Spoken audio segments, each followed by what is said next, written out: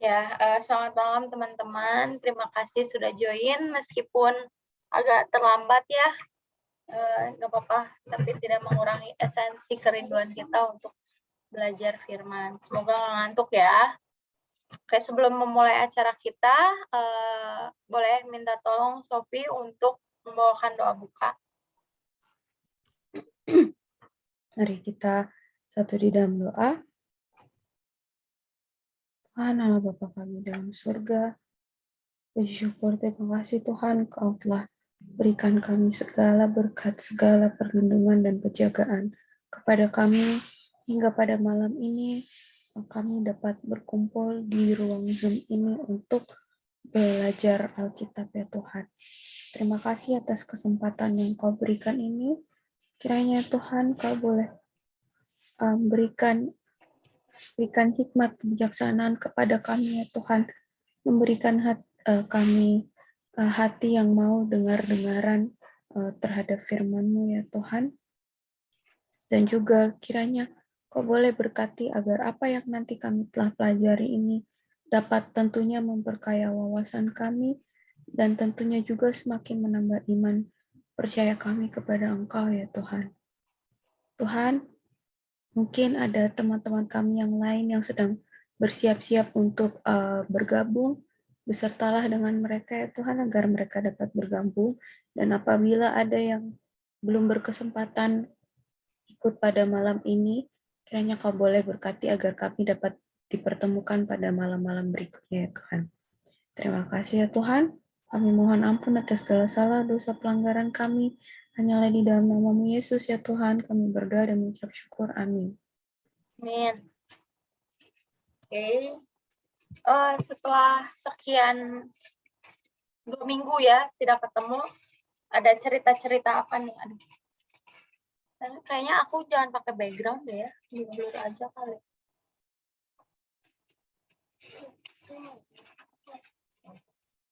Ya, better ya.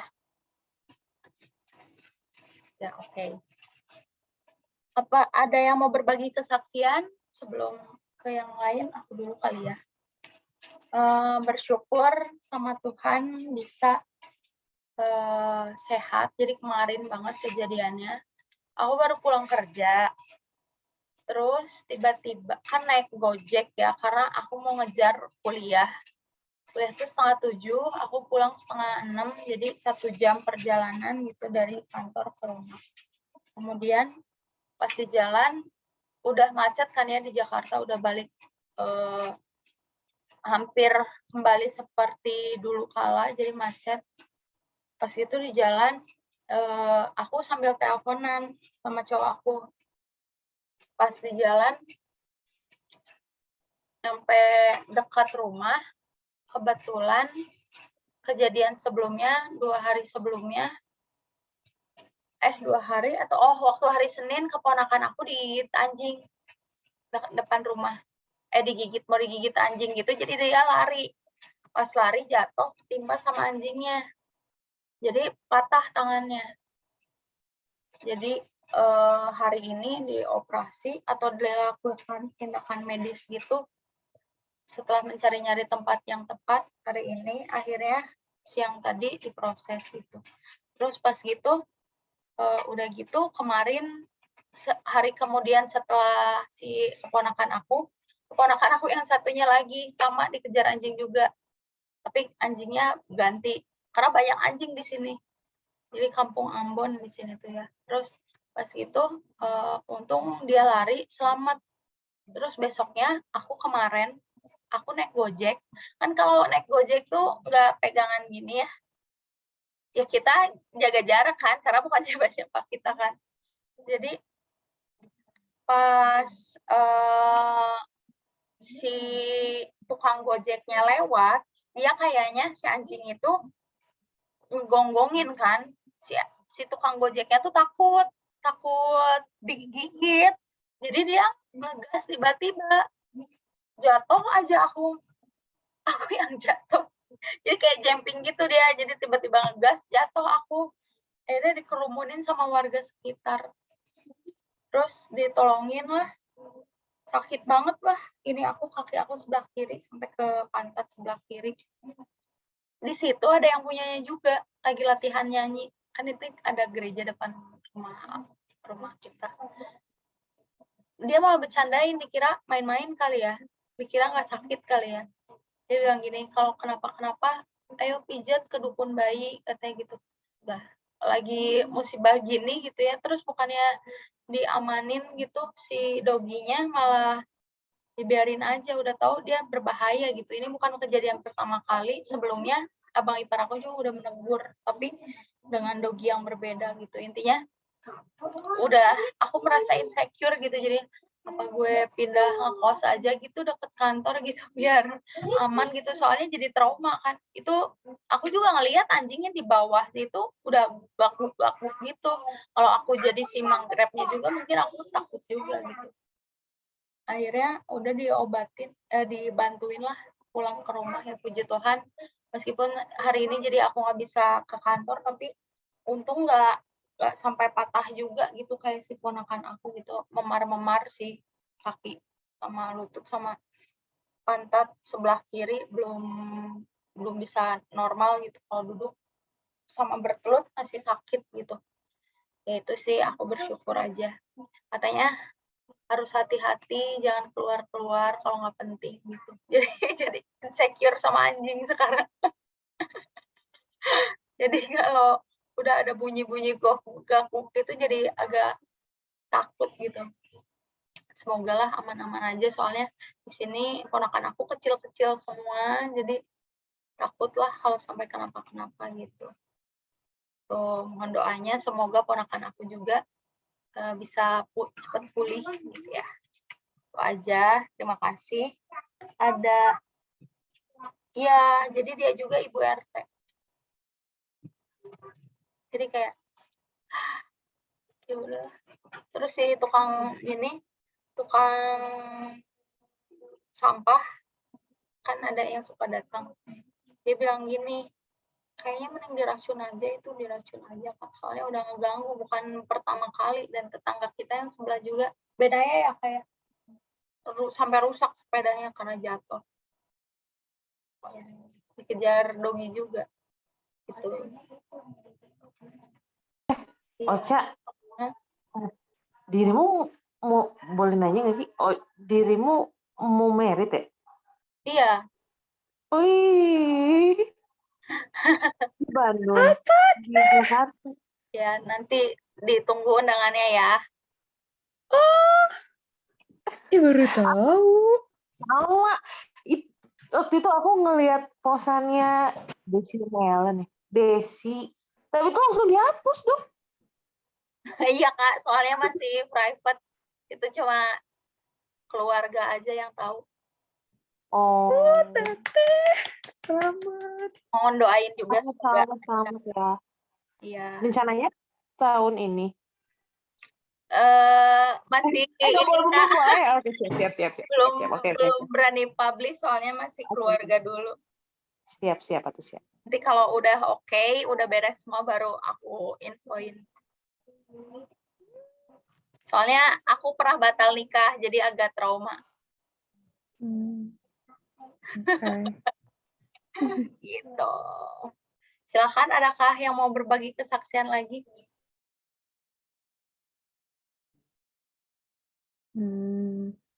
Apa ya? Ya mungkin aku deh.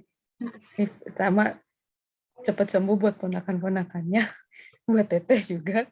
Kedua, selamat. Bukan selamat dikejar anjingnya, selamat menikahnya. Iya, yuk. Mungkin apa ya? Ya 2 minggu ya. Aku satu bersyukur kemarin Lebaran itu tadinya diajakin naik gunung, udah nggak iyain, tapi ujung-ujungnya aku ngebatal satu karena nggak dapet restu ya dari ortu.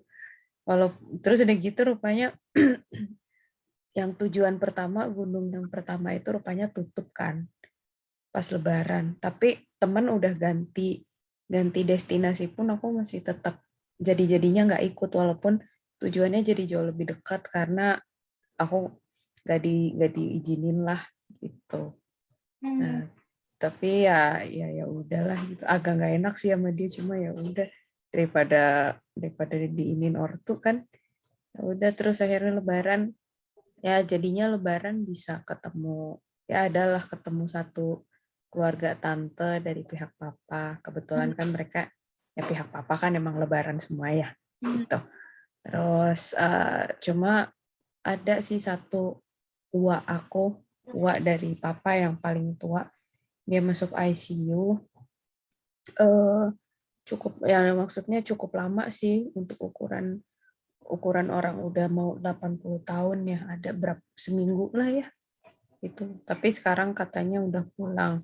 Pengen jenguk cuma nggak berkesempatan karena kayaknya kan kalau udah di ICU nggak boleh lah ya gitu. Apalagi lagi masih pandemi gini gitu. Terus bersyukur sih ada satu aju aku dari pihak mama.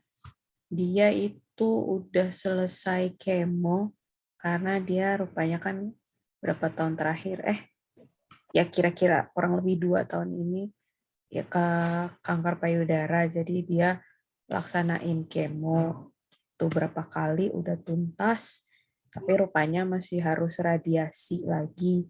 Aku ternyata baru tahu, oh radiasi sama kemo tuh ternyata beda ya gitu.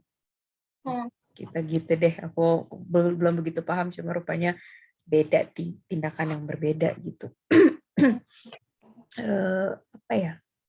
Ya kalau si Aju aku ini rupanya ya kan namanya dulu kan sempat ngelihat dia waktu masih sehat ya. Waktu masih sehat, sekarang dia udah kurus banget. Cuma ya puji Tuhannya, ya waktu berapa bulan lalu aku pernah jenguk dia tuh, raut wajahnya tuh apa ya? Lemes, capek, ya namanya juga di kemo ya. Gitu. Sekarang puji Tuhan kemarin pas lihat dia udah jauh lebih baik. Ya maksudnya dia masih ini sih, masih ngebayang, radiasi masih harus berapa kali lagi, cuma seenggaknya udah dia lewatin deh tuh satu tahap, tinggal satu tahap lagi. Jadi ya aku berharap, berdoa semoga si Aju aku ini ya masih bisa tetap kuat lah gitu. Terus ya nggak tahu ya, ada lagi sih hal yang lain, cuma ini agak terlalu pribadi, jadi aku belum nyaman untuk nge-share. Karena yang lagi terjadi ini juga apa ya gitu deh, cukup bikin aku kayak bolak-balik lah gitu otaknya. Jadi ya apa ya, jujur aku agak takut sih sama yang lagi aku hadapin ini. Karena ya gitu deh. Jadi ya aku berharap aja semoga ini ya, semoga Tuhan beserta deh. Itu aja sih. Gitu. Makasih. Thank you, so semoga pergumulannya segera Tuhan kasih jalan keluar. Terus buat Aju tuh apa ya? Tante kan ya, panggilnya Tante ya? aku. Oh, Sepupunya mama sih. Aku panggilnya Aju-Aju aja gitu. oh iya, semoga kuat menghadapi proses kemo dan supaya bisa pulih kembali. Semoga nggak nyebar sih, tapi udah aman kan? Tinggal proses Kemonya udah, terus juga udah ada tindakan angkat satu sisi dan juga satu apa gitu, pokoknya operasinya kayak ada buat 2 tujuan deh. Sama sekarang mau radiasi beberapa kali deh tuh.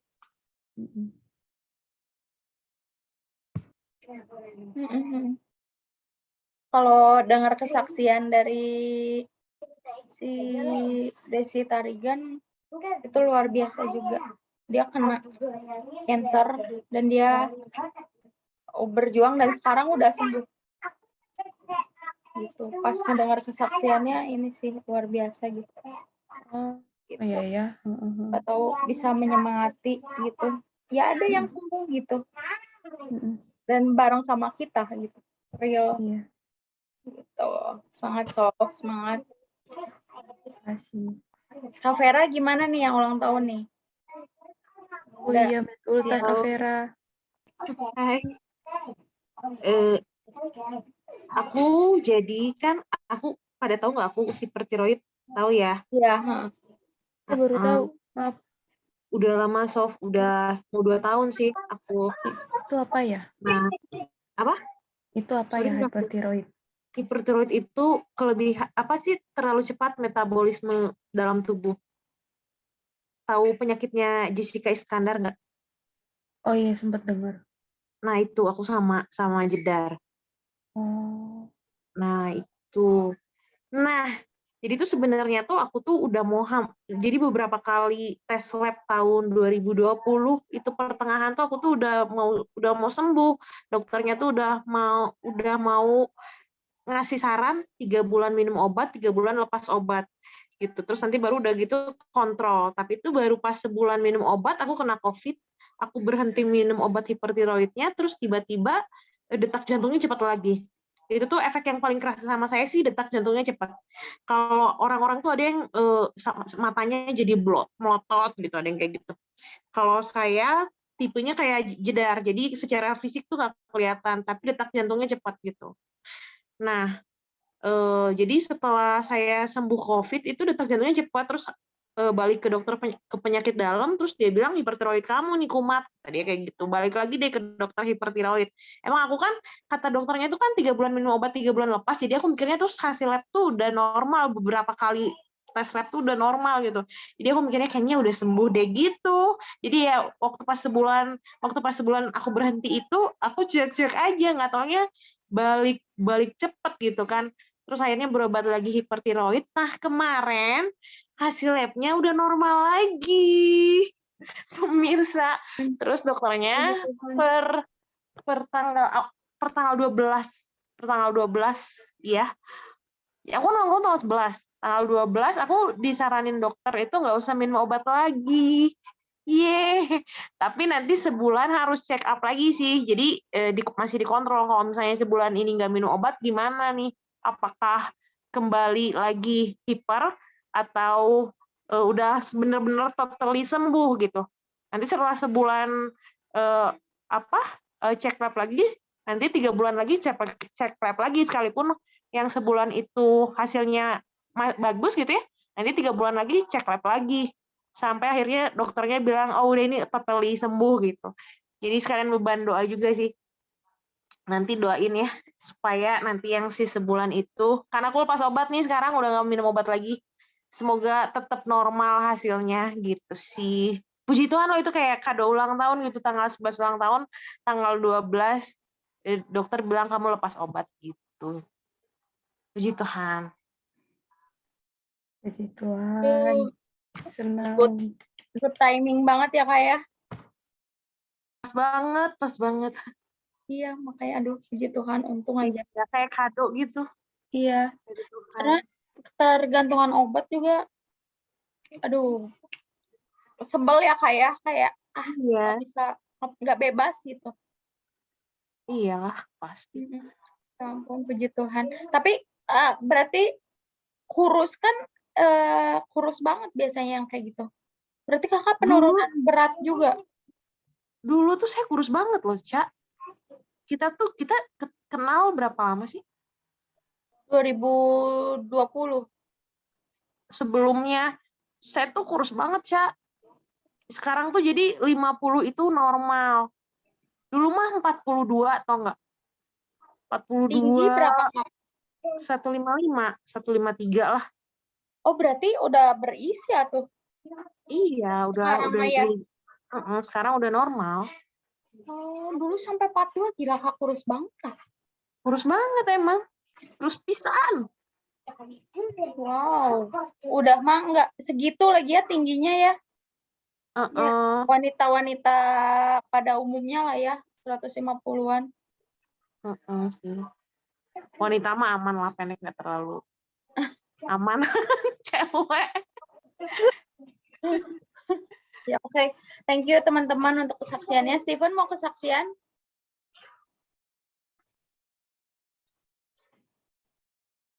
Oke. Kalau tidak ada, Desi, selamat datang Desi.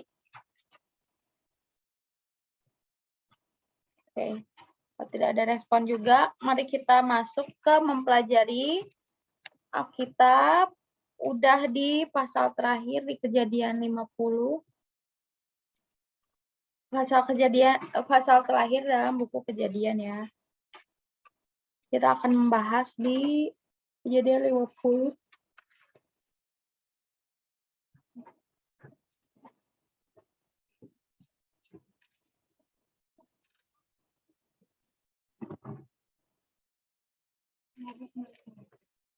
Oke.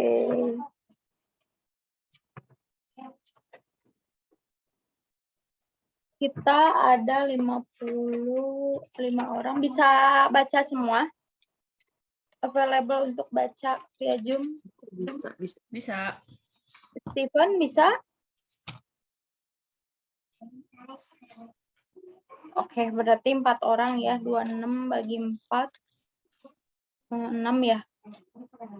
6 sama 7. Oke, kita baca sesuai dengan dari yang paling belakang dulu deh ya, kali-kali ya. Boleh. Silakan, Sofi. Sebelumnya kita berdoa dulu sama-sama. Mari kita berdoa. Tuhan Yesus yang bertata di dalam kerajaan surga, kami memohon tuntunan Roh Kudus-Mu ya Bapa untuk membantu kami memahami kebenaran-Mu.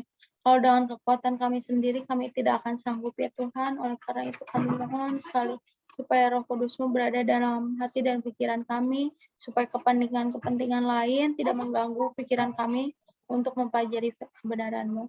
Kami mohon berkati teman-teman kami yang belum join pada hari ini, supaya di kesempatan selanjutnya kami dapat bersama-sama berkumpul mempelajari kebenaran-Mu dan menghidupkan kebenaran-Mu ini di dalam kehidupan kami masing-masing. Terima kasih ya Tuhan, dalam nama Tuhan Yesus Kristus kami telah berdoa dan mengucap syukur. Amin. Oke, silahkan dari Sofi. Nama ayat ya. Iya. Oke. Kejadian 50. Lalu Yusuf merebahkan dirinya, mendekap muka ayahnya serta menangisi dan mencium dia. Dan Yusuf memerintahkan kepada tabib-tabib, yaitu hamba-hambanya, untuk merempah-rempahi mayat ayahnya.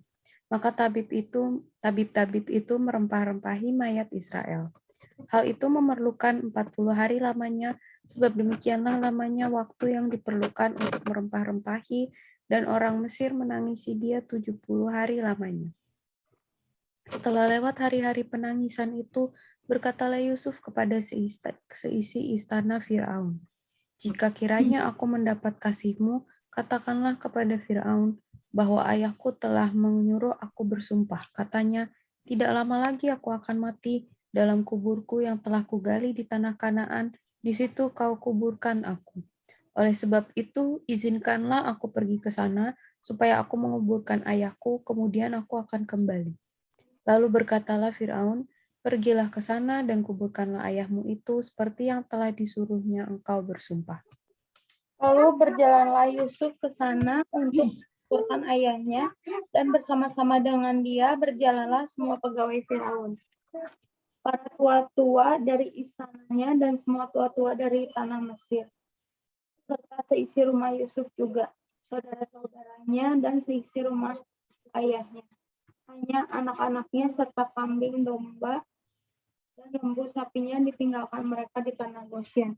Baik kereta maupun orang berkuda turut pergi ke sana bersama-sama dia, sehingga iring-iringan itu sangat besar. Setelah mereka sampai ke Koren Haatat yang di seberang sungai Yordan, maka mereka mengadakan di situ ratapan yang sangat sedih dan riuh. Dan Yusuf mengadakan perkabungan 7 hari lamanya karena ayahnya itu. Ketika penduduk negeri itu, orang-orang Kanaan, melihat perkabungan di Goret Haatat itu, berkatalah mereka, "Inilah perkabungan orang Mesir yang amat riuh." Itulah sebabnya tempat itu dinamai Abel Mizraim yang letaknya di sebelah Yordan. Anak Yakub melakukan kepadanya seperti yang dipesankannya kepada mereka. Anak-anaknya mengangkut dia ke tanah Kanaan dan mereka menguburkan dia di dalam gua di ladang Makpela yang telah dibeli Abraham dari Efron, orang Het itu, untuk menjadi kuburan milik, yaitu ladang yang di sebelah timur Mamre. Setelah ayahnya dikuburkan, pulanglah Yusuf ke Mesir, dia dan saudara-saudaranya dan semua orang yang turut pergi ke sana bersama-sama dengan dia untuk menguburkan ayahnya itu. Ketika saudara-saudara Yusuf melihat bahwa ayah mereka telah mati, berkatalah mereka, boleh jadi Yusuf akan mendendam kita dan membalaskan sepenuhnya kepada kita segala kejahatan yang telah kita lakukan kepadanya. Sebab itu mereka menyuruh menyampaikan pesan ini kepada Yusuf, sebelum ayahmu mati, ia telah berpesan, beginilah harus kamu katakan kepada Yusuf, ampunilah kiranya kesalahan saudara-saudaramu dan dosa mereka, sebab mereka telah berbuat jahat kepadamu. Maka sekarang ampunilah kiranya kesalahan yang dibuat hamba-hamba Allah ayahmu. Lalu menangislah Yusuf ketika orang berkata demikian kepadanya. Juga saudara-saudaranya datang sendiri dan sujud di depannya serta berkata, kami datang untuk menjadi budakmu. Ya. Tetapi Yusuf berkata kepada mereka, janganlah takut, sebab aku inikah pengganti Allah? Memang kamu telah mereka-rekakan yang jahat terhadap aku, tetapi Allah telah mereka-rekakannya untuk kebaikan, dengan maksud melakukan seperti yang terjadi sekarang ini, yakni memelihara hidup suatu bangsa yang besar. Jadi janganlah takut, aku akan menanggung makanmu dan makan anak-anakmu juga. Demikianlah ia menghiburkan mereka dan menenangkan hati mereka dengan perkataannya. Adapun Yusuf, ia tetap tinggal di Mesir beserta kaum keluarganya, dan Yusuf hidup 110 tahun. Jadi Yusuf sempat melihat anak cucu Efraim sampai keturunan yang ketiga. Juga anak-anak Makir, anak Manasye, lahir di pangkuan Yusuf. Berkatalah Yusuf kepada saudara-saudaranya, tidak lama lagi aku akan mati. Tentu Allah akan memperhatikan kamu dan membawa kamu keluar dari negeri ini ke negeri yang telah dijanjikannya dengan sumpah kepada Abraham, Ishak, dan Yakub. Lalu Yusuf menyuruh anak-anak Israel bersumpah, katanya, tentu Allah akan memperhatikan kamu. Pada waktu itu, kamu harus membawa tulang-tulangku dari sini. Kemudian matilah Yusuf, berumur 110 tahun. Mayatnya dirempah-rempahi dan ditaruh dalam peti mati di Mesir.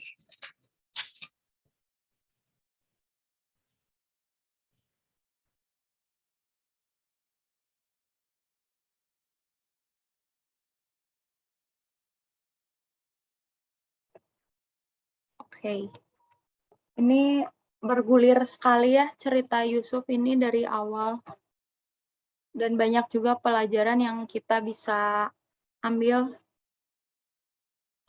dari kisahnya Yusuf. Di sini akhirnya dia kehilangan orang tuanya setelah sekian lama terpisahkan. Kemudian sesuai dengan janji yang telah dikatakan bahwa dia akan membawa papahnya pulang ke Kanaan, meninggal dan dikubur di situ kalau misalnya sudah meninggal.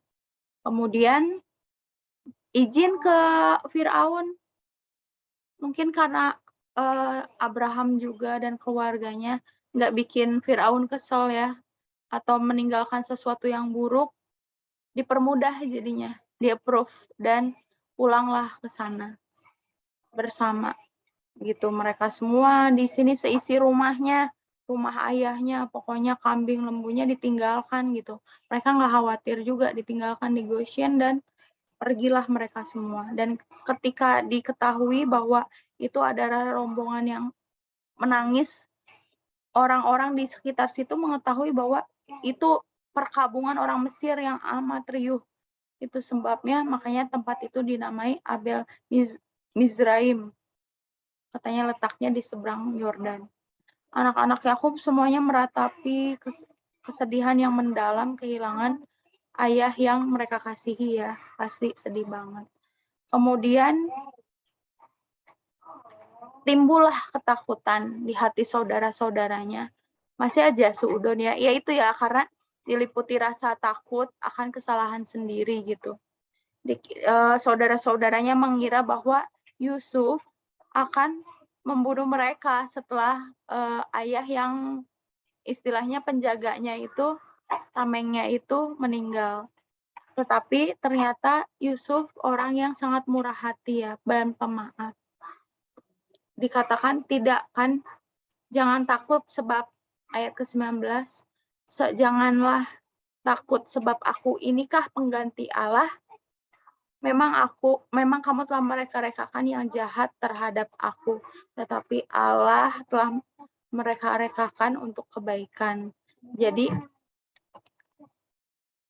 segala yang luar biasa banget ya, dia berpikir segala yang terjadi ini adalah yang terbaik dari Tuhan. Emang manusia mereka-rekakan yang tidak baik gitu. Keluarganya mengkhianati dia, menjual dia gitu ya. Tapi ternyata itu adalah hal yang baik gitu. Kalau Yusuf masih tinggal sama orang tuanya atau sama papahnya, mungkin tidak akan menjadi Yusuf yang sekarang pada saat itu ya, yang bahkan menyelamatkan keluarganya dari masa kematian, masa kelaparan yang sulit gitu. Akhirnya Yusuf pun meninggal dan keturunan-keturunannya tadi dijelaskan, dan tidak lama lagi dia akhirnya memberkati ya, Yusuf menyuruh anak-anak Israel bersumpah, katanya, tentu Allah akan memperhatikan kamu pada waktu itu, kamu harus membawa tulang-tulangku dari sini. Dan matilah Yusuf berumur 110 tahun, mayatnya dirempah-rempahi dan ditaruh dalam peti mati di Mesir. Jadi luar biasa banget kisah hidupnya ini, ternyata sangat menginspirasi banyak orang itu. Aku juga sering kali terhibur dan dibikin semangat sama kisah-kisah dari Yusuf ini gitu. Itu sih, ada yang mau sharing mungkin teman-teman? Boleh feel free ya untuk berpendapat.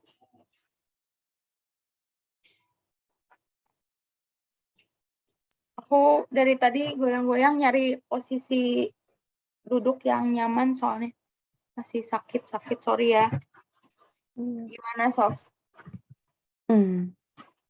Ternyata ininya prosedur untuk penguburannya lama ya. 40 Padahal hari. 40 hari, terus ada menangisi 70 hari lamanya. Iya. Nggak tahu tuh udah itu aja udah berapa? Setengah tahun itu. Iya, itu aja udah menuju setengah tahun kan. Terus ya nggak tahu ya, mungkin itu cukup kali ya untuk benar-benar ngelimpahin kesedihan ya. Kalau selama itu kita kan mungkin di sini paling berapa sih, berapa hari gitu kan ya, atau mungkin seminggu 2 minggu mungkin buat segala penguburan apa segala macam. Kalau di sana kayaknya dimaksimalin banget gitu. Aku nggak tahu ya, namanya juga beda budaya lah ya. Terus kalau aku sih tadi ngerasa yang tertariknya di ini ya, pas di yang apa nih, yang ayat 25. Lalu Yusuf menyuruh anak-anak Israel bersumpah. Lucunya gini sih, bukan lucu, maksudnya kan Yusuf juga anaknya Israel kan, tapi ini kayak kayak bener-bener ya, penulisnya tuh kayak bener-bener ngasih apa ya, ngasih garis tebel, ini harus ada dibedakan antara si Yusuf dan saudara-saudaranya. Kayaknya emang kayak menunjukkan kemandirian gitu ya. Jadi ya Yusuf di sini dialah yang apa ya, yang mungkin kalau di kita apa sih bilang kayak tulang punggung. Yusuf tuh yang jadi ininya lah gitu loh. Dan itu kelihatan jadi sebuah, kalau bagi aku ya, itu kelihatan jadi sebuah peran yang Yusuf emban gitu loh. Yusuf dia sebagai yang ngejagain saudara-saudaranya gitu loh. Karena ya emang juga jabatannya dia kan sangat memungkinkan untuk itu gitu. Jadi aku tadi ngeliat, oh diiniin banget ya gitu, dibedain banget gitu. Itu aja sih. Iya, iya. Kenapa keturunan ditegasin ya, keturunan Israel. Oke, thank you Sof. Mungkin yang lain?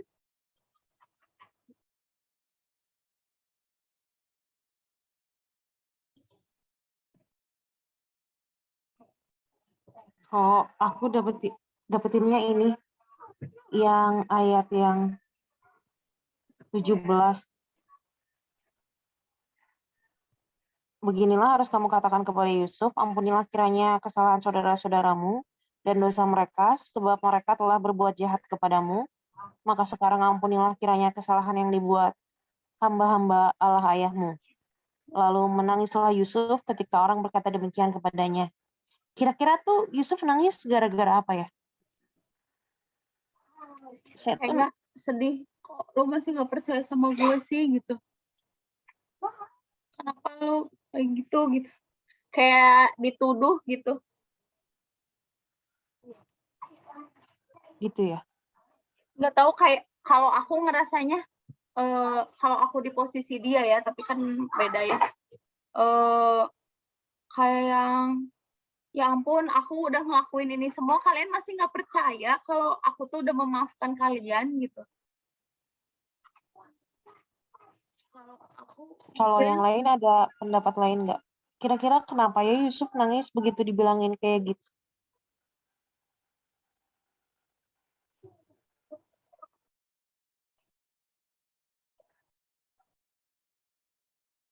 Sorry, Kafe ayat berapa tadi, Kafe? 17. 17.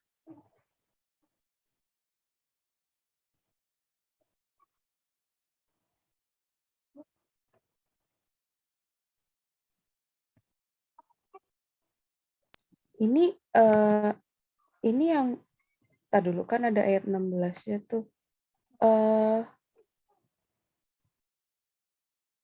Ini berarti kan kayaknya sebenarnya pesannya itu bukan awalnya bukan saudara-saudaranya Yusuf langsung kan yang ngomong. Ini kayak lewat perantara kan? Ya nggak sih kalau aku? Iya, nyuruh orang. Ya, ya kalau aku ya, mungkin udahlah ya isi pesannya gitu.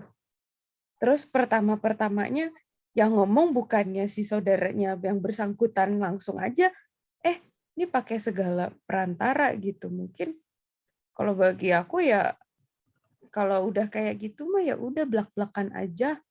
Ngapain sih pakai perantara orang lain? Jadi kalau aku ya mikirnya mungkin udahlah Yusuf mungkin ya sedih dengan isi pesan gitu. Terus isi pesannya pertamanya pakai lewat orang lain dulu. Kasarnya lu kalau udah mau ngomong sesuatu yang kayak gini, ya udah blak-blakan aja sama gue gitu loh. Ngapain lo pakai perantara orang lagi gitu. Kalau aku sih mikirnya gitu ya.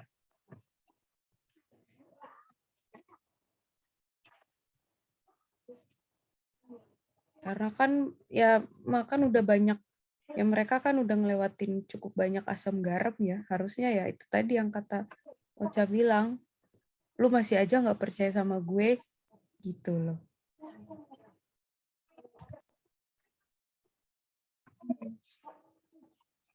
Mungkin dari Desi atau Steven gimana? No idea.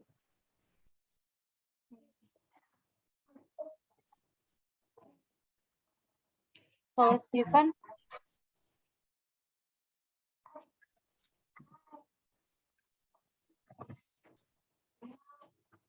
Mungkin Steven sedang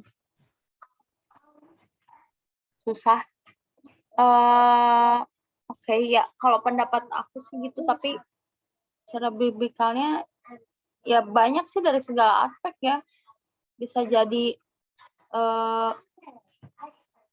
dia sedih gitu, keluarganya masih gitu, atau dia sedih kenapa nggak langsung aja gitu dia yang datang gitu.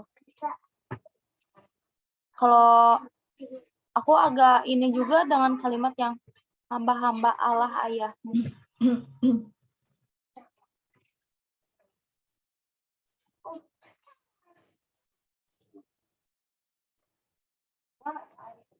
Tapi setelah itu datang kok si ininya, si kakak-kakaknya kan datang sujud menyembah.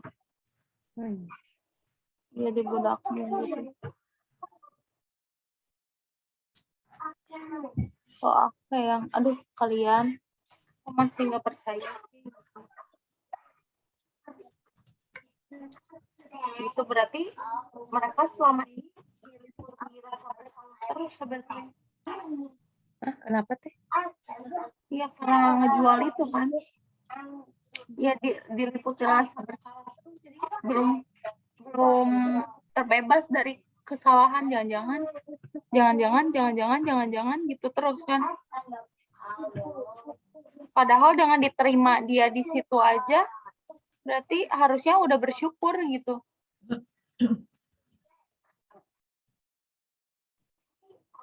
Ya sebenarnya udah diberikan pengampunan gitu.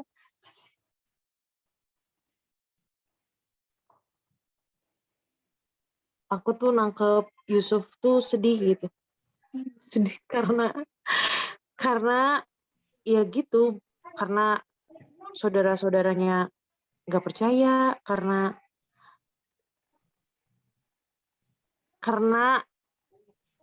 gimana ya, gue tapi susah ngungkapinnya dengan kata-kata. Iya, gue juga nggak nemu kata-katanya. Gue kayaknya rada kurang. Gimana kalau misalnya Yusuf mempertanyakan kenapa kalian masih kayak gitu, gue masih agak kurang gitu. Tapi gimana ya menjelaskan? Belum dapat. Jadi That's why I said I have no idea. Jadi kayaknya, jadi tuh ya nggak tahu deh. Gimana Kak?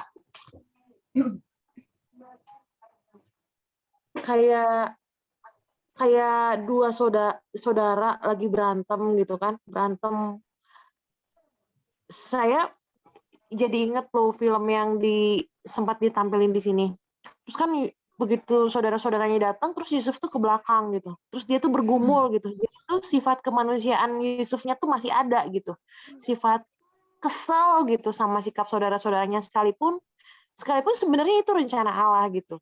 Sekalipun itu sebenarnya rencana Allah. Tapi tuh ketika ketika ada orang yang bilang ke Yusuf, maafin gitu. Itu tuh kayak jadi nangis gitu, Yusuf jadi sedih gitu, jadi nangis gitu dia. Aku dapat di situ gitu. Jadi tuh kemanusiaan Yusufnya tuh masih andil gitu di situ, masih ada gitu di situ. Tapi ketika dibilangin gitu tuh jadi sedih banget gitu. Oh, gue jadi. Akhirnya nangis lah yang keluar gitu. Kenapa ya? Iya, benar Kak. Jadi rada nangkap. Kakak-kakaknya kan kayaknya nggak pernah minta maaf ya. Pernah minta maaf nggak sih? Iya. Sama. Kayaknya aku rada lupa. Jadi begitu muncul kata yang memang seharusnya itu diucapkan dari kapan tahun gitu, ampunilah mereka. Nah itu kayaknya pasti Bombay sih diomongin gitu sama orang gitu. Ketika jadi mungkin di sisi nya Yusuf adalah oh iya ya aku tuh dulu emang pernah ngalamin sakit itu tapi udah ngampunin kok gitu. Cuman begitu bener-bener disampaikan ya dia jadi makin ini lagi gitu. Jadi kayak terbawa ini lagi bahwa apa dia pun sudah melupakan yang di belakang gitu dan dia sudah mengampuni saudaranya dan jadinya dia meneguhkan lagi gitu ke saudara-saudaranya kan akukah pengganti Allah dan lain sebagainya. Jadi emang lebih ke sisi apa ya? Oh iya, ada yang minta maaf nih gitu untuk apa yang terjadi kemarin gitu. Gue rasa di situ sih. Gue rasa ya, gitu juga sih. Oke. Gue juga, oh iya. Gak minta maaf mereka ya. Kayak berlalu begitu saja ya. Lalu gitu aja, nganggap nggak ada gitu. Nganggap, oh ya udah, oh ini disambut, oh keluargaku ternyata orang apa orang kepercayaan raja gitu. Jadi kayak menganggap itu tuh sesuatu yang ya udahlah lewat aja gitu. Nah begitu di momen ini ampunilah gitu, itu kayaknya itu yang menyentuh hati Yusuf deh. Dan dibilangnya gitu kan, menangislah Yusuf ketika orang berkata demikian kepadanya.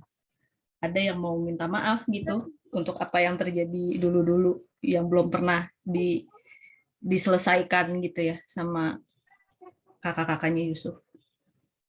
Ya gue nangkepnya ke situ.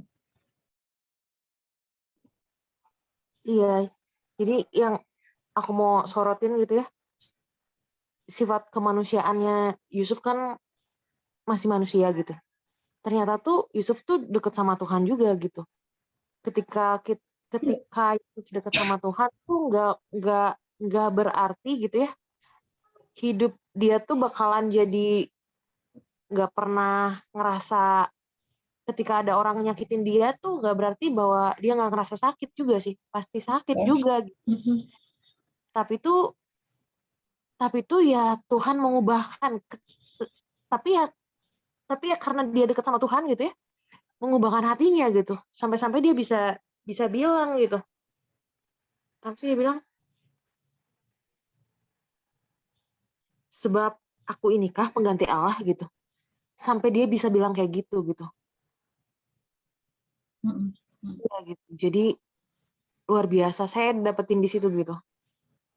Ya mungkin sekalipun kita dekat sama Tuhan, it doesn't mean kita bakalan ketika ada orang yang menyakiti kita, it doesn't mean kita bakalan oke, aku maafin kamu begitu saja gitu ya. Nggak lempeng-lempeng juga, tapi benar Tuhan mengerjakan berproses gitu sama Yusuf sampai akhirnya sampai Yusuf tuh bisa bilang gitu, pengganti Allah ke aku gitu. Wow, keren gitu ya. Pengampunan yang luar biasa gitu. Ketika dekat sama Tuhan sih. Luar biasa sih, aku dapetinnya di situ sih. Sampai dia nggak sanggup gitu, kayak yang aku nggak sanggup untuk marah juga kalau ini udah rencananya Tuhan gitu. Iya gitu. Dia bisa berpikir seperti itu gitu, bisa Allah taruhkan gitu. Luar biasa sih. Aku Bahwa itu rencana Tuhan. Jadi nggak ngelihat bahwa perbuatan saudara-saudaranya kamu teh nggak inget itu. Ini rencana Tuhan gitu. Bisa melihat ke situ luar biasa. Gimana Cak? Iya benar Kak. Aku jadi nginget-nginget kejadian yang aku rasa menyakitkan orang lain, menyakiti aku. Aku jadi mengingat-ingat itu. Oh enggak, harusnya aku bersyukur. Enggak melihat segi negatifnya gitu. Iya. Ya kayak saudaranya, kayak Yusuf ini ya. Kayak ya udah, ini emang udah rencana Tuhan gitu. Oh, luar biasa sih, benar. Aku jadi punya pertanyaan. Ya mungkin nih pertanyaannya agak remeh-temeh ya. Tapi kan tadi diskusinya adalah Yusuf sepertinya bilang ya gue nggak bisa marah karena apa yang lo pada udah lakuin ke gue, yang abang-abangnya itu bagian dari rencana Tuhan gitu. Cuma ini nggak tahu otakku lagi error kali.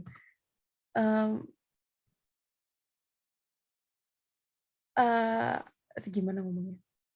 Rencana Tuhan itu apa emang harus dari yang perbuatan jahat orang gitu ya? Maksudnya gimana ya? Aku bukan yang mau nuduh Tuhan ya, bukan mau nuduh Tuhan, cuma ya gitu deh kira-kira gitu. Aku jadi bingung, maksudnya kalau rencana Tuhan maksudnya masa perbuatan jahat orang itu juga bagian dari rencana Tuhan. Nah, pokoknya gitu deh itunya. Sorry nih kalau pertanyaannya agak bikin ini ya. Bagus sih itu pertanyaannya. Bener. apakah dengan perbuatan jahat orang itu adalah ya kebaikan gitu? Apakah dengan jahatnya orang lain apakah karena kita bilang udah jalannya Tuhan jadi membenarkan tindakan jahatnya orang lain ke kita gitu ya? Nah, iya kurang lebih seperti itu.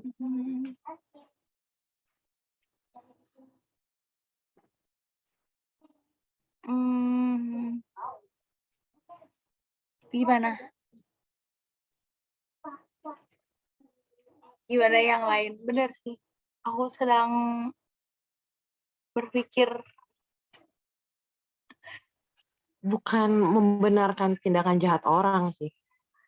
Cuman kan Tuhan bisa, ketika orang berbuat jahat sama kita, kan Tuhan bisa mereka-rekakan yang jahat itu untuk kebaikan kita kan. Gitu. Jadi ini nyorotnya lebih kayak ke pengampunan gitu. Mengampuni gitu. Jadi si Yusuf, aku nggak punya hak buat menghakimi kamu gitu. Karena sebenarnya keseluruhannya itu membawa saya untuk memelihara suatu bangsa gitu. Bukan berarti harus yang jahat sih, tapi ketika orang berbuat jahat, bukan berarti ketika orang berbuat jahat sama kita gitu, oh berarti perbuatan jahat kamu itu benar. Karena kalau kamu nggak berbuat jahat nih, saya nggak akan bisa sampai di sini. No, tapi Tuhan bisa membuat apa yang orang jahat itu reka-rekakan sama kita, bisa jadi kebaikan gitu buat kita. Nggak sih? Kalau dari gue mungkin gini, setuju sama Kak Vera, bukan membenarkan orang yang berbuat jahat, karena orang yang berbuat jahat itu kan maksudnya di luar kendali kita ya, kita juga nggak bisa kontrol gitu orang bikin apapun gitu yang mereka mau terhadap kita. Cuman mungkin yang aku lihat sih justru dalam kejadian-kejadian yang gak enak atau yang menurut kita jahat, itu justru mengembangkan karakter kita ya nggak sih? Maksudnya yang paling penting itu kan karakter kitanya, sikap hati kita, respon kita akan gimana gitu. Karena berkat dari Tuhan itu, rencana Tuhan itu kan nggak semata-mata kita tiba-tiba mendapatkan satu jabatan yang baik atau kehidupan yang menyenangkan apapun itu gitu, tapi lebih dari itu semua gimana karakter kita tuh makin makin step up aja gitu. Dan itu menurut aku ya karakter yang kuat itu baru bisa terbangun itu dari kejadian-kejadian yang gak enak. Kalau dari kejadian-kejadian yang enak itu, aduh apa ya? Mungkin diujinya tentang sesuatu katakanlah kecongkakan kali, keangkuhan, kesombongan, mungkin itu kali ya ujian kalau misalnya kita ada di posisi yang enak gitu. Tapi kalau misalnya di posisi yang lagi nggak enak, itu ya kita kerendahan hati kita diuji di situ, dan kayaknya lebih banyak gitu dibandingkan di posisi enak gitu ya. Jadi ketika orang berbuat jahat sama kita, aku rasa di situ banyak banget yang mau Tuhan latih sih di hidup kita gitu sebelum kita mungkin menerima janji Tuhan digenapin gitu. Makanya Yusuf punya sifat-sifat tadi kan, dia punya sifat pengampunannya, dia punya sifat mengasihi saudara-saudaranya gitu, bahkan lebih dari yang saudaranya pikir, dari eh, apa yang dialami Yakub, dialami Yakub, dialami Yusuf gitu, kejadian-kejadian yang gak enak kemarin, perbuatan jahat saudara-saudaranya itu membentuk karakternya Yusuf. Aku sih dapetnya ke situ.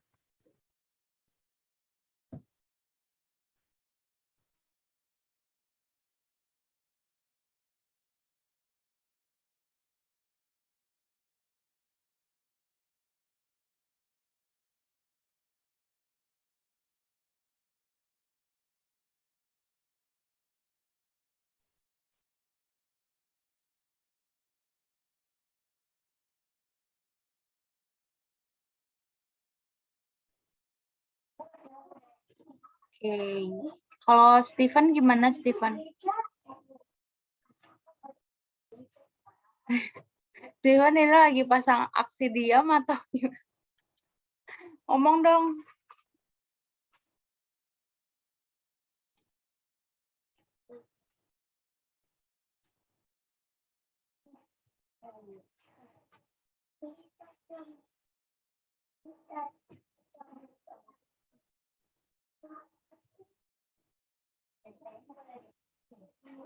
Oh, oke, oke.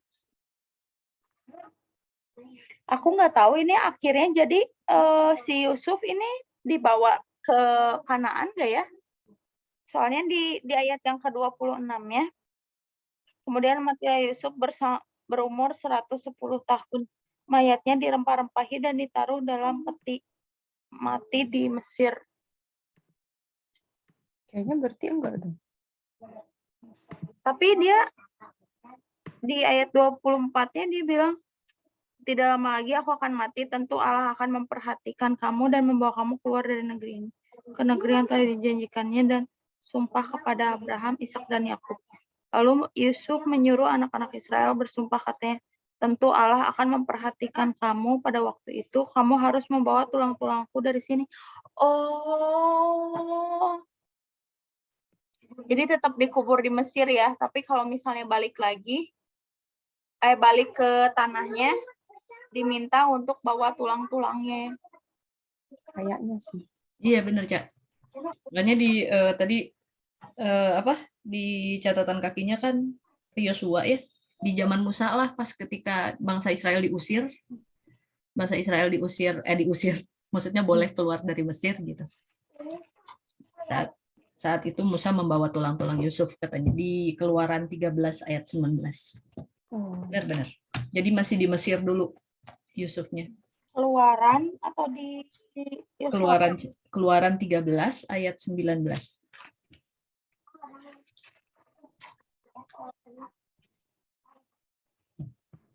Gila ya, mesti ngelewatin berapa. Itu berarti jaraknya ratus tahun ada dong ya? Iya, Musa loh. Bisa tuh. Dari Yusuf ke Musa itu berapa keturunan? Iya ya, harus tetap ya janjinya ya. Edan sih. Oh iya, aku ngeijoin ini loh, tetapi Allah menuntun bangsa itu berputar melalui yang Musa membawa tulang-tulang Yusuf sebab tadinya Yusuf telah menyuruh anak-anak Israel bersumpah. Edan sebenarnya dipelihara ya kalimat-kalimat wasiatnya Yusuf. Ya, kenapa agak merinding sih? Bukan merinding gimana, maksudnya kayak gila, janji itu kan janji ratusan tahun lalu, berarti mandat ratusan tahun lalu. Tapi untuk seorang sebesar Yusuf, wonder ya, pasti di sosok bangsa Israel kan, wah ini sosok yang sangat dihormati gitu, karena bangsa Israel jadi kayak punya tempat di bangsa di negeri Mesir gitu. Jadi pasti diingat-ingat banget, diberitakan turun-temurun. Iya.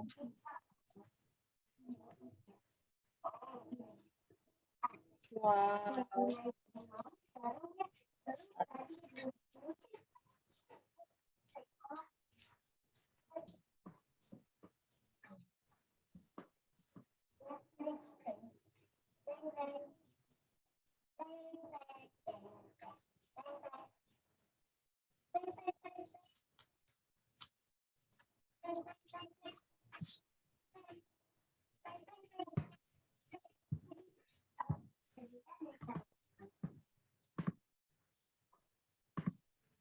Ya, ada yang mengambil view lain atau pendapat lain mungkin?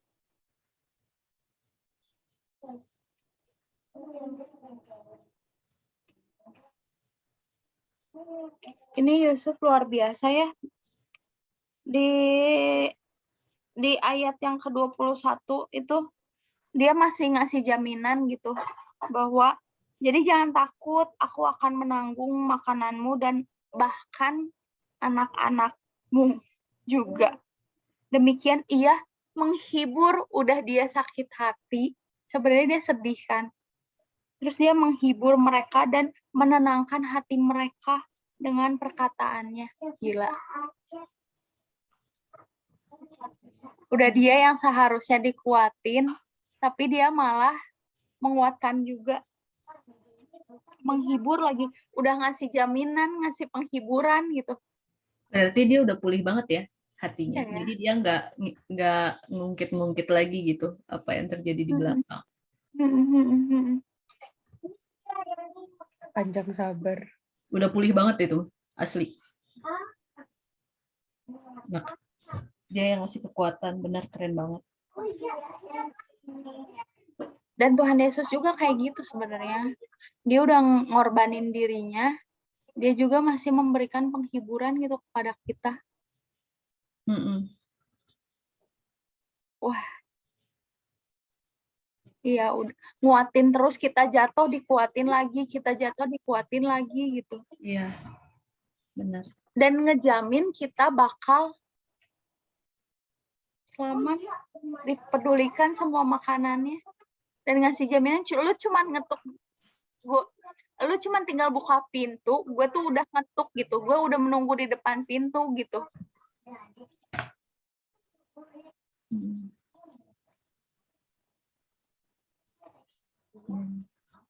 Cerminan Tuhan Yesus ya benar.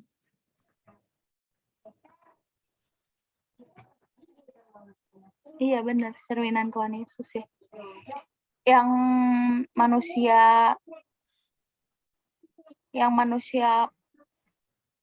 pure aja gitu bisa melakukan ini, apalagi Tuhan itu kan derajatnya lebih tinggi ya, tapi dia mau berkorban gitu untuk kita yang remeh-temeh gitu.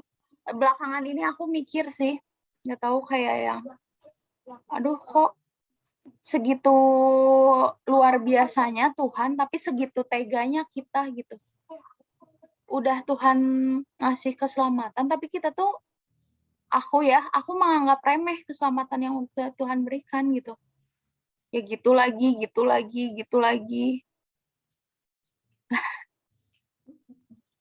Malah berbuat salah terus gitu. Bolak-balik.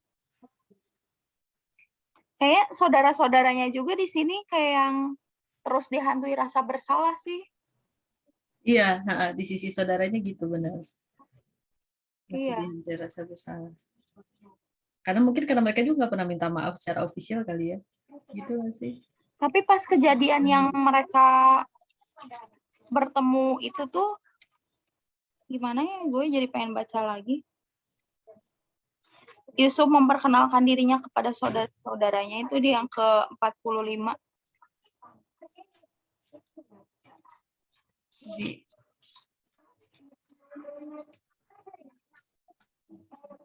dan lagi-lagi ya si Yusuf tadi ayat yang ke-45 ayat yang ke-20, jangan kamu merasa sayang meninggalkan barang-barangmu sebab apa yang paling baik di situ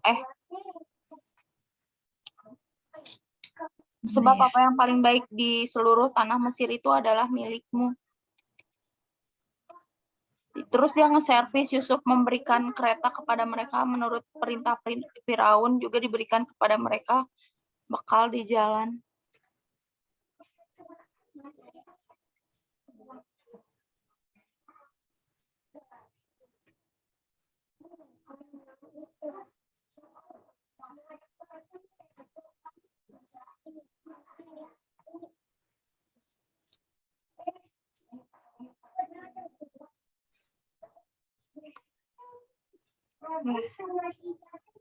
Gue baca lagi di ayat yang keempat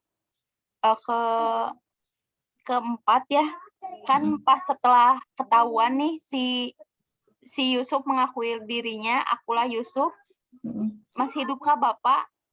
Tetapi saudara-saudaranya tidak dapat menjawabnya sebab mereka takut dan gentar menghadapi dia. Terus malah dia yang bilang, mari dekat-dekat. Maka mendekatlah mereka, katanya lagi, akulah Yusuf saudaramu yang kau jual ke Mesir. Tetapi sekarang jangan bersusah hati, kata dia, dan jangan menyesali diri karena kamu menjual aku ke sini, sebab untuk memelihara kehidupanmu lah Allah menyuruh aku mendahului kamu. iya. Cicing kan saudara-saudaranya? Nggak bisa. Minta maaf, ya benar-benar. Nggak ngapa-ngapain. Ya kena gendam. Setelah dibilang gitu langsung diservis sama dia. Ya masih ngolah teh di otak saudara-saudara teh.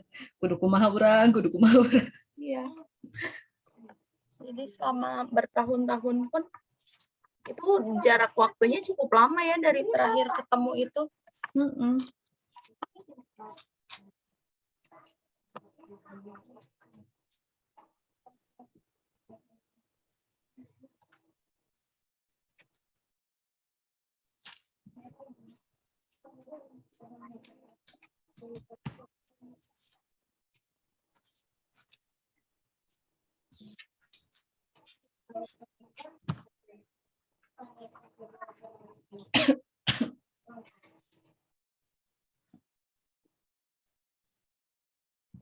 Tadi yang Teoca bilang soal, oh iya Yusuf tuh kayak Tuhan Yesus ya.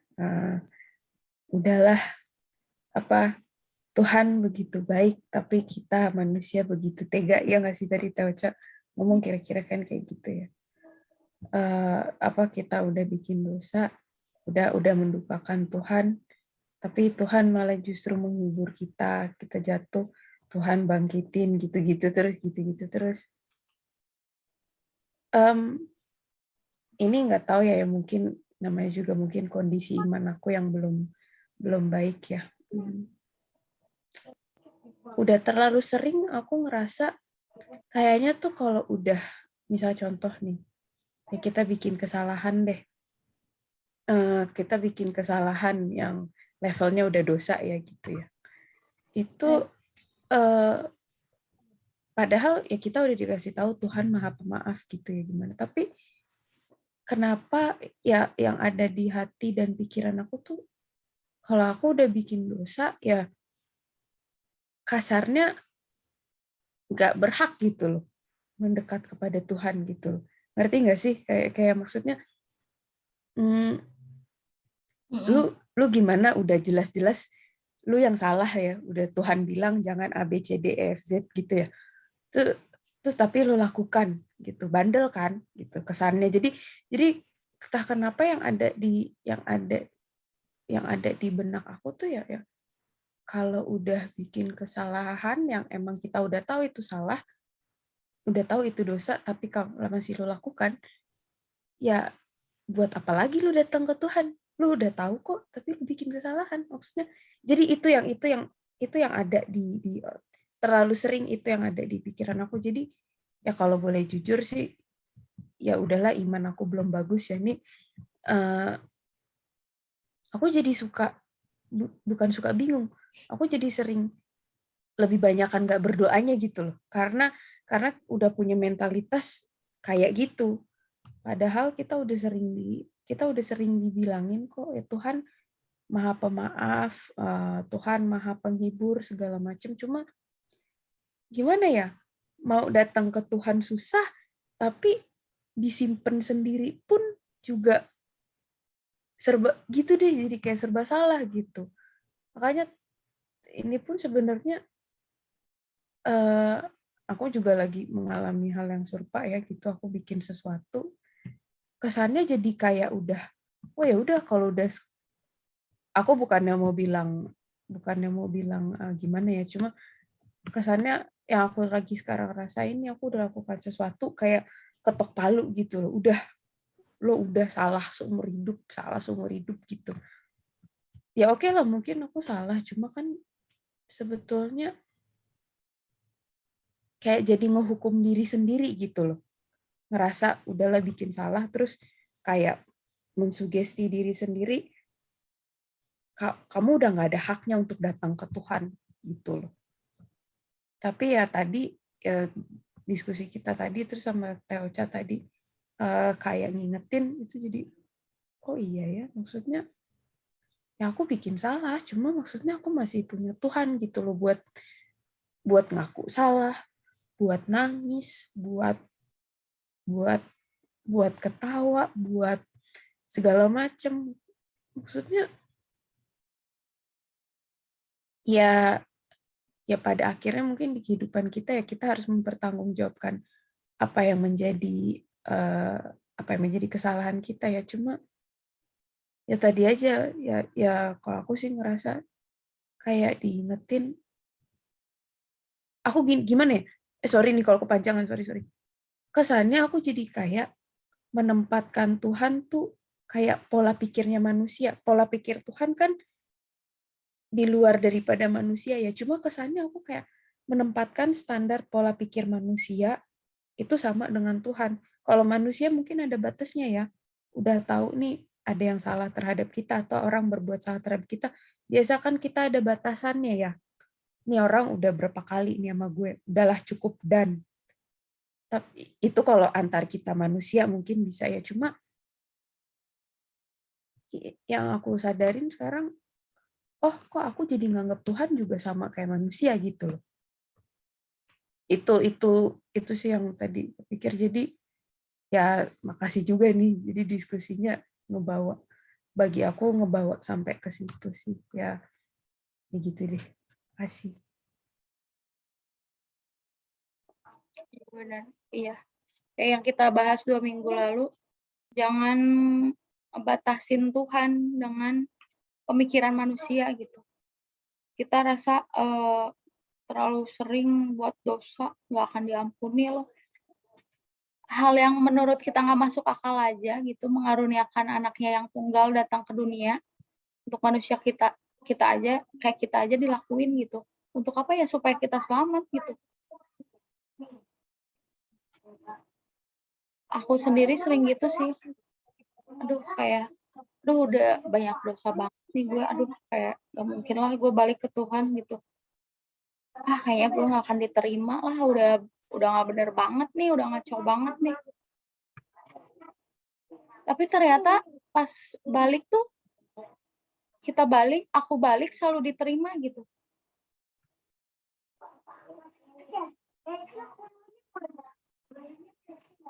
Luar biasa sih ya. Dan tetap dikasih blessing gitu. Bahkan ketika salah jalan pun tetap ayo balik lagi, ini yang benarnya balik lagi ke sini gitu. Diingetin terus gitu. Kayak gitu. Ya untunglah kita mengetahui itu ya. Makanya ketika kita mengetahui kabar sukacita itu, kita pengen ngebagiin ke orang lain. Pasti, karena kita pun mendapat sukacita itu, kita pengen orang lain juga selamat gitu.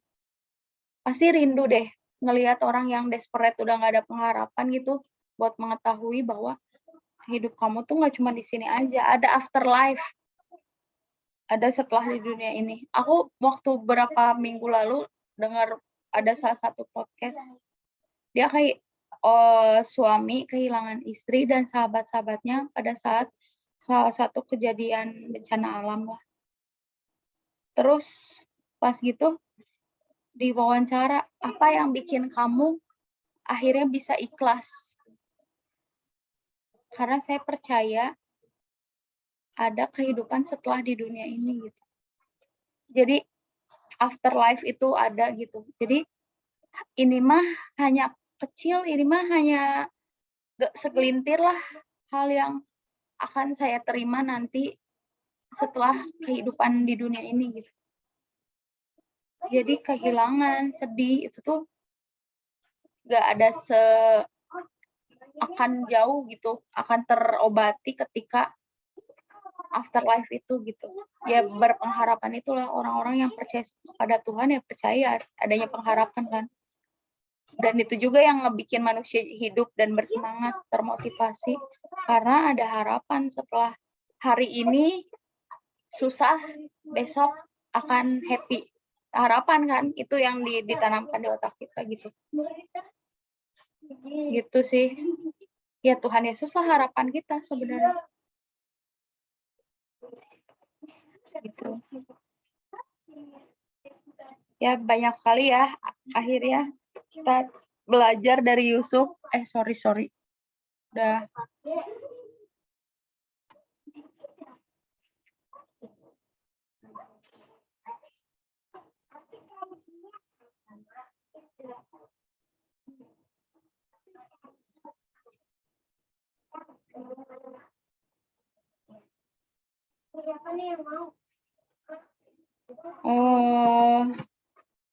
Gitu akhirnya kita akan lanjut ke buku Keluaran.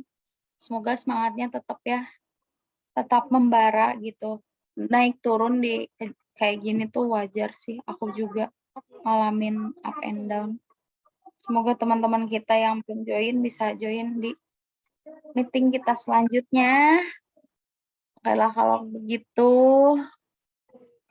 Banyak pelajaran yang kita sudah pelajari dari Yusuf. Mungkin semuanya udah bisa mengambil value-nya atau yang cocok untuk kita pelajari, untuk kita praktekkan.